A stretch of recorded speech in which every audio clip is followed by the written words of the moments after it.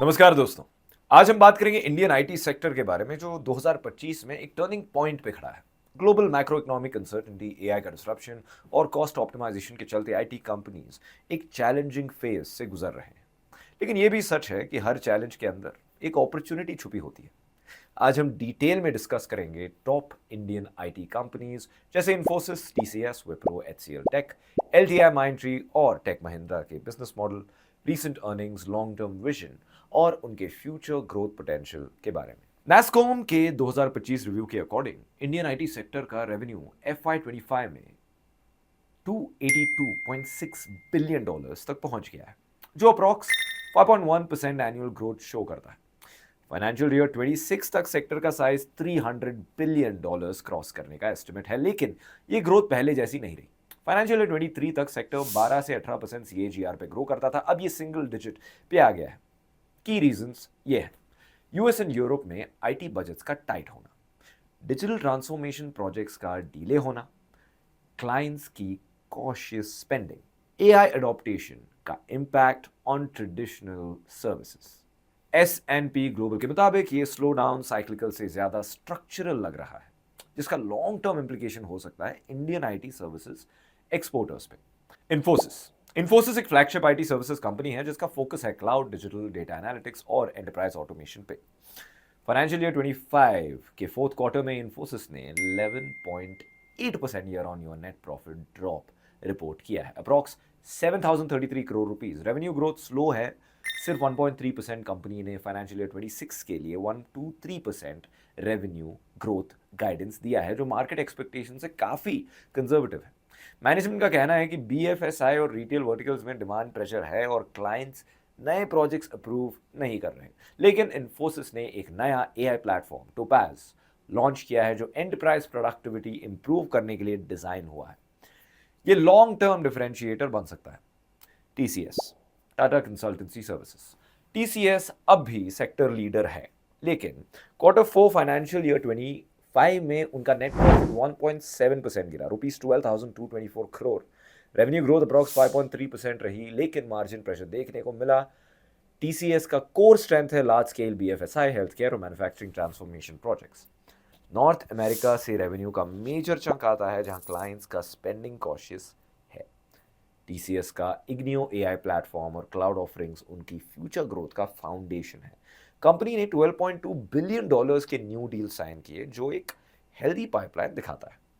विप्रो विप्रो ने Q4 financial year 25 में rupees 22,504 crore rupees का रेवेन्यू रिपोर्ट किया, लेकिन लार्ज कैप पीयर के कंपैरिजन में ग्रोथ म्यूटेड रही।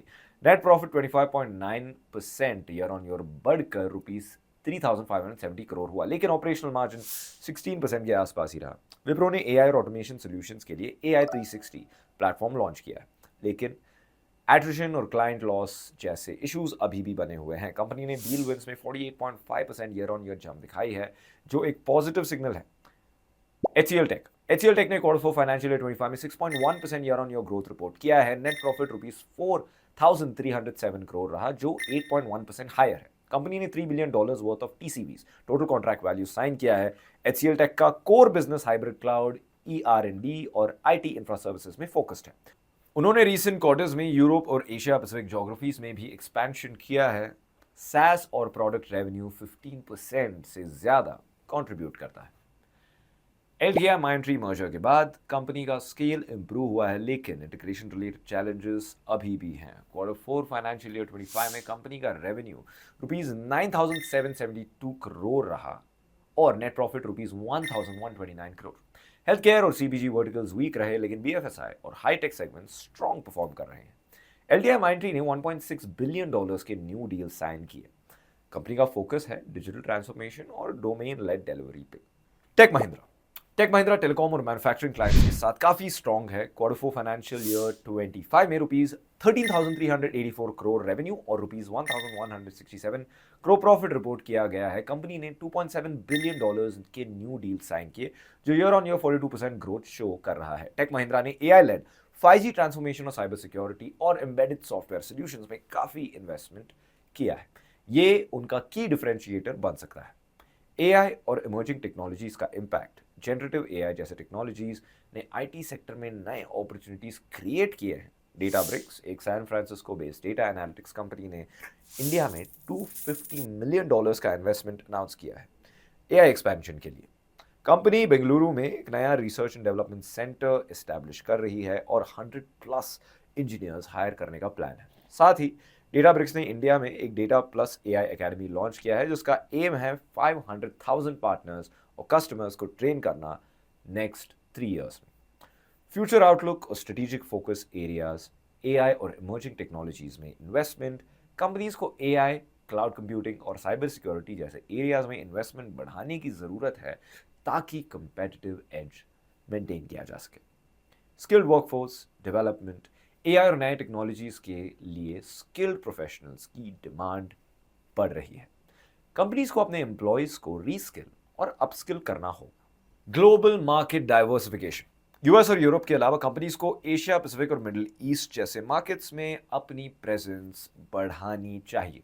प्रोडक्ट इनोवेशन, एआई के थ्रू स्मार्ट और कनेक्टेड प्रोडक्ट्स डेवलप करके कंपनीज अपने ऑफरिंग्स को डाइवर्सिफाई कर सकती हैं। Global macro client behaviour, US recession fears, high interest rates और रेगुलेटरी अनसर्टेनिटी ने क्लाइंट्स को कॉस्ट कंट्रोल मोड में डाल दिया। यूरोप में एनर्जी कॉस्ट और जियोपॉलिटिकल अनसर्टेनिटी भी डिमांड पे इंपैक्ट डाल रही है। क्लाइंट्स अब वेंडर कंसोलिडेशन और वैल्यू बेस्ड प्राइसिंग प्रेफर कर रहे हैं। ये उन वेंडर्स के लिए मौका है जो इनोवेशन ड्रिवन और कॉस्ट एफिशिएंट है। Valuation and investor perspective, IT stocks ने पिछले 18 महीने में काफी करेक्शन देखा। इन्फोसिस, टीसीएस जैसे लार्ज कैप्स 20 to 30% डाउन है अपने 2021 के हाई से। मिड कैप्स जैसे एलटीटीएस, टाटा एल्क्सी अभी भी 40 to 50 पीई पे ट्रेड कर रहे हैं।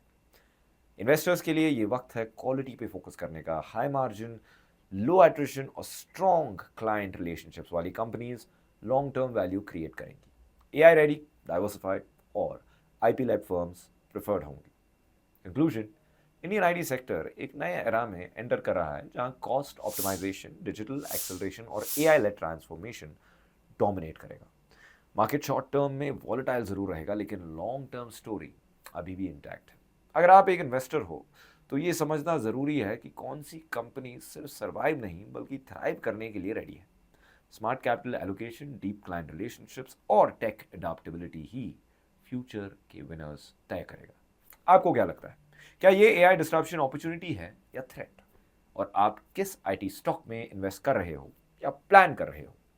कमेंट्स में ज़रूर बताएं। अगर आपको ये एनालिसिस अच्छी लगी हो तो वीडियो को लाइक ज़रूर करें, शेयर करें और चैनल को सब्सक्राइब करना ना भूलें। मिलते हैं अगले डीप डाइव वीडियो में। धन्यवाद।